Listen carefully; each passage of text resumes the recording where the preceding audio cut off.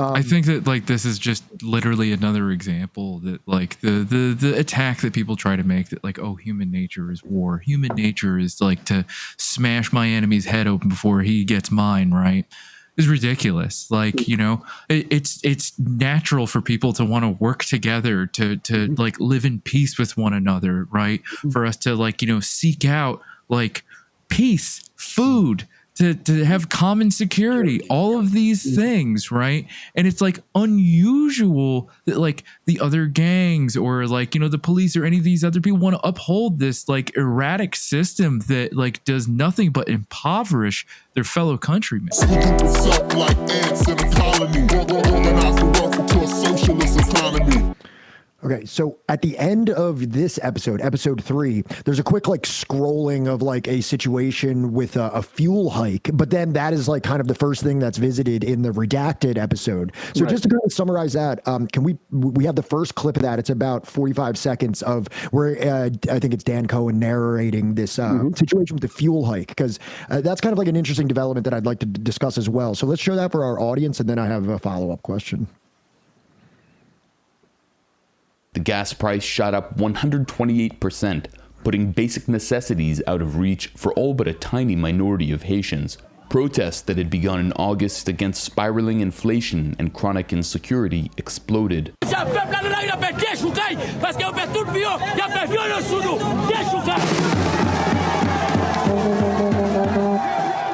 masses took to the streets and on September 14th erected blockades.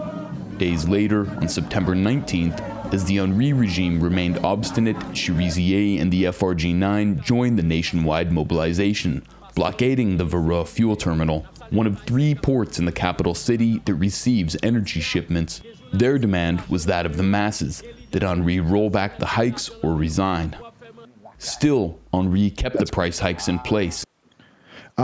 So my first question to you is something that I've noticed, and maybe this is just my selective reading or my biased reading of things, but I feel like every time I hear about one of these inflation things or how expensive gasoline is, it's always in reference to Cuba or Venezuela. It's always like, oh, wow, these socialists got into power and then they, you know, nationalized stuff, and now inflation is skyrocketing and fuel is unaffordable. And look, none of these people can afford gasoline or anything like that.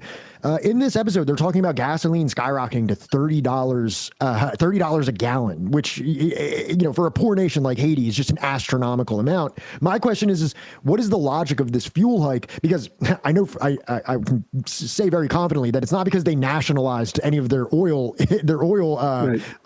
industries or anything like that. So, like, you know, what is the cause of this inflation and the hike in gas prices? And then also, can you talk about, like, you know, this response from the I'll ask that follow up after you answer that one. Well, essentially, it's the removal of a subsidy, because gas, like in this country, in the U.S., is subsidized in many cases, in many states, and I mean taxed and subsidized. But in Haiti, it was subsidized by the state, and the U.S. and the IMF and the IDB and the World Bank were on the back of the government saying, hey, you got to cut out that subsidy, you know, let the people, you know, let the market rule, let it do. And so they cut it, and boom, it went up, as we said, 100%. So that's essentially in almost all these countries where you hear about these demonstrations against a fuel hike, and usually it is a fuel hike because the subsidies are cut under pressure from these IFIs, these international financial institutions, which don't want to see any underwriting. And it's the same thing that we're seeing, of course, in this country, where they're trying to slash, you know, every social program, and now they're probably going after Social Security and Medicare and Medicaid too. Just neoliberalism run wild. Right, exactly. So the follow-up question I have to that is that I think there's a lot of like demonizing reports about the G9 and their blockade of the fuel port, you know, nefarious ulterior motives. They're stealing it so they can sell it and all this stuff. Just in your estimation of being on the ground and all this part, did you see any nefarious activity that was going on with this oil, or was this an organic, spontaneous outgrowth of public outrage that was being kind of supported by the G9? Totally, it was. And in fact, in my speech to the UN Security Council on December 21st, 2022, people can go to the Haiti Liberte website to see that. But I underline that. I say, look, it wasn't just the barricade that the G9 put in front of the Vareux fuel station.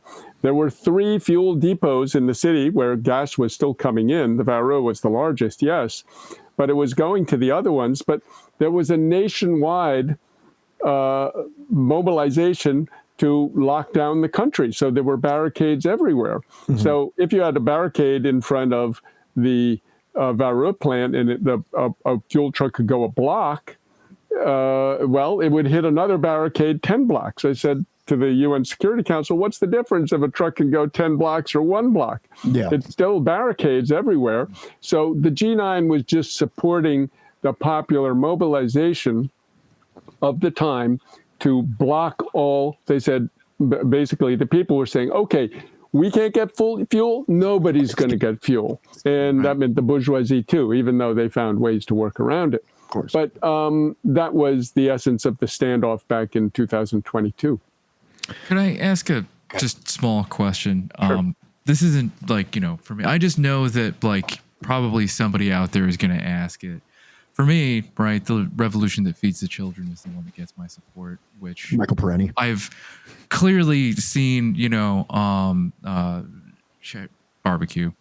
I've clearly seen him talk about like, feeding the children, but like, is he like, I guess like an ideologue? Like, has he like, talked about like literature and stuff that like he's read in regards to like any sort of like Marxism, Leninism, or anything of that nature? No, I mean, Haiti Liberte, publishes a lot of Marxist analysis, and we like to think that in accompanying this movement that they will read Haiti Liberte and learn from some of the things we put there, playing the role of the revolutionary intelligentsia that we're supposed to be playing. But he hasn't really spoken to me. I know he does read, and I've seen in these lives that he's recently done, he's much more versed and historically knowledgeable than I even really was quite aware.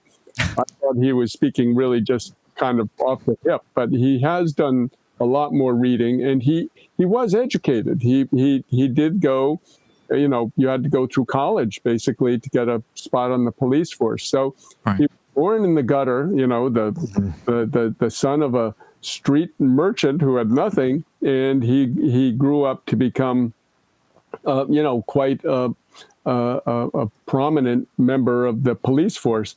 And so, yes, I believe, I don't know how much time he has these days because he's running around trying to cover a lot of problems. But, he has done more reading than I at first gave him credit for. I think that, like, even from what I've just noticed in my cursory viewing of your interactions with him, I mean, we see him giving a speech in front of Che Guevara. We see actually murals that have him in the likeness of Che Guevara. We see him wearing a beret, which is probably an ode to some of the previous revolutionary struggles of the Caribbean. And I think it kind of puts it like, Che Guevara said once, it's not my fault that reality is Marxist. And I think it's like, it doesn't matter what you read or anything like that. There's going to be something intuitive to that level of struggle that, like, it doesn't necessarily have to be taught to you from a philosophy professor or a book. These are the struggle, the material conditions that he was brought up in, that even the person you quoted, Michael Parenti, he said, oh, who's this guy Marx? I didn't, he's taking all my ideas. There is something intuitive to this, especially for someone that grows up in that environment. So that would be kind of like my view of that. But actually, this next clip speaks exactly to what you're asking, kind of, because you said he talks about feeding the children. This next clip actually shows some of the like on the ground work, that the material outgrowth of his rhetoric. So we can play that now and then have a further discussion on that.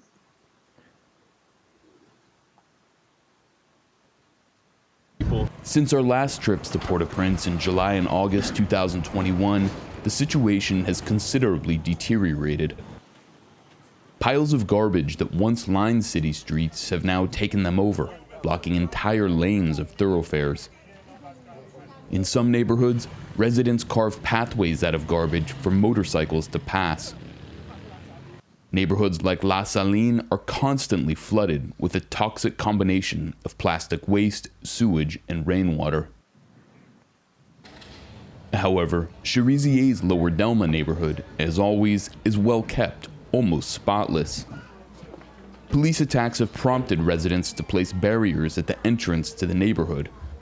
Here, they have dug a trench and placed sandbags, prepared for an attack at any time. We traveled to Cherizier by motorcycle, through neighborhoods, alleys. So, in this clip, what they're saying is like, look at all this, look at the sewers, look at the garbage. And then they show Delma 6, the area that barbecue is kind of like responsible for, in a way, or representative of. And it's very clean. And like, I want to just kind of like get your perspective on what he's actually doing. Like, I've also heard he's giving out water, he's giving out food. He has certain types of like award programs for children that do good in school and like a things summer that. camp. It's like a month long. Exactly. Right. But I'm just kind of asking, like, I think the detractors of the G9 would say like, that's all nonsense. He's just saying all that. Like, but you've been there in Delma 6 with him and you've seen the clean, like, is he walking around forcing people at gunpoint to clean the streets, or is he, not just at all. hoarding everything for himself? Like, this is what I'm not saying that I believe this, but I'm just saying I'm trying to get in front of the detractors that are like, that's all propaganda, but you were there, you witnessed it and you spoke to the man. I'm just curious, is he fulfilling those promises that he talks about? Yes. Well, again, before he became the sort of revolutionary leader he was just making a sort of local NGO, basically called Another Vision was the name of it. Let's improve our neighborhood. Let's make a water system where people can get clean water, and let's have garbage collection every morning, and let's paint these walls, and let's put up some murals and have a summer camp, etc. So that was where it started. But the gangs which were preying on his neighborhood became a problem. And he was a cop then, and he basically got other cops to come and go to the guys and say, listen, you guys got three choices. You either stop what you're doing, or you leave, or we're going to kill you. Your pick. And they left. And so this was the beginning of his, march. And other neighborhood groups, leaders started to approach him, and they started to talk. And he's a kind of a natural born organizer, I could say. And all of this is very organic. I mean, there's a left group here in the Haitian scene who often talks about the autonomous organization of the workers. I used to kind of scoff at it and say, autonomous, this really was autonomous. This was really organic. It was coming up. Here was essentially somebody who maybe didn't, study all the texts of Marx and Lenin and Mao and Che at school, at university, but he had enough inkling of it and his own personal, concrete experience, basically, like you said before, the Michael Parenti, of this guy Marx stealing all my ideas. Well, this is an ideology that you should be able to take, or, evidently could take to an illiterate Chinese peasant, and they could kind of like, there's something intuitive of it that even, someone who's never read a book or never read a word in their life could be like, oh, okay, like this actually makes sense to my material conditions. It can be adapted to my life. So it's like, that should be the beauty of the science of Marxism, Leninism, is that, it's not something that needs to be taught in the ivory towers. It's something that can be grasped upon by a Cuban peasant in the Escambray that's never read a book in his entire life. Right. And one last thing on that is that I think we get a kind of a formulaic view of history. It should look like this or that revolution. But every revolution is a snowflake. It's different. And this one is also different. And that's what I tell some of the comrades who, are having a hard time wrapping their heads around what's going on and getting through all the disinformation. No, this is a genuine thing, and we need to get behind it. And it's fundamentally anti-Marxist to try to copy and paste some other revolution to a different set of material circumstances. Yeah, as Marx himself often said. I think that like this is just literally another example that like the attack that people try to make, that like, oh, human nature is war. Human nature is like to smash my enemy's head open before he gets mine, right? Is ridiculous. Like, it's natural for people to want to work together, to like live in peace with one another, right? For us to like, seek out like peace, food, to have common security, all of these things, right? And it's like unusual that like the other gangs or like, the police or any of these other people want to uphold this like erratic system that like does nothing but impoverish their fellow countrymen. It's harder to wrap your head around why they would support this defunct system that has done no positive for their own people, rather than this man that's pretty much trying to create like what could be labeled as like an HOA, like in any other part of America. You better stop right there before you get this video kicked off of YouTube, you know? Okay, just out of respect for your time, we have about 3 or 4 more clips. Are you okay? I'm all yours. Oh, dude, you're the man. I'm sorry. I'm having such a good time speaking with you about this too. And me and Johnny and Phil are very passionate about Haiti, and we have been, like, you know, as somebody who represents, you know, the quote unquote anti-imperialist left, or at least claims to be the anti-imperialist left. I don't know if I represent anything.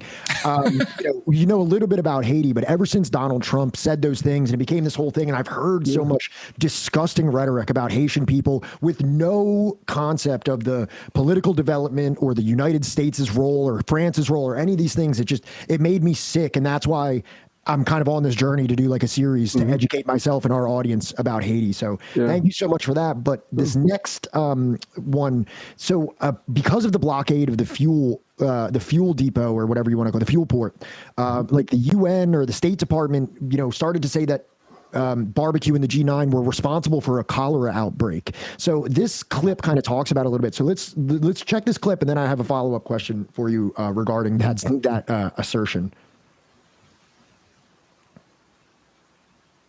We visited Cité Soleil, the site of the outbreak. Trash and disease-filled water renders the neighborhood of Brooklyn inaccessible by car. We travel by motorcycle. Most residents go by foot.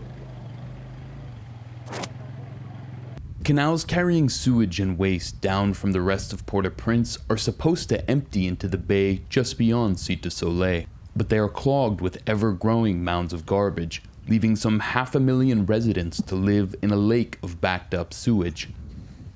The government no longer dredges the canals. This excavator, delivered by an NGO, sunk in the waste and now sits abandoned. Diseases like cholera, typhoid, malaria, dysentery, and hepatitis are inevitable results of such conditions. We've been diagnosed.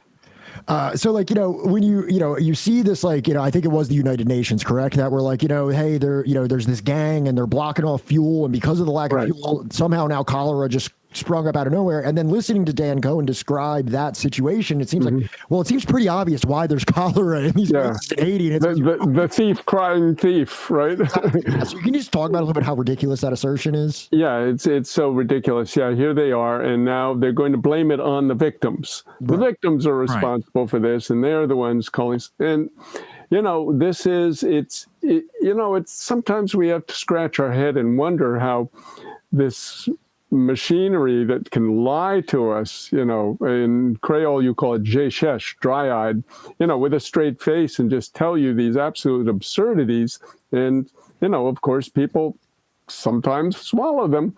Of course, it's getting harder and harder with social media, and a lot of people able to, in real time, push back against it. Again, Hillary and John Kerry are there saying, let's get rid of social media or get it under control. So, this is what, you know, we were trying to show there in that clip, in that segment of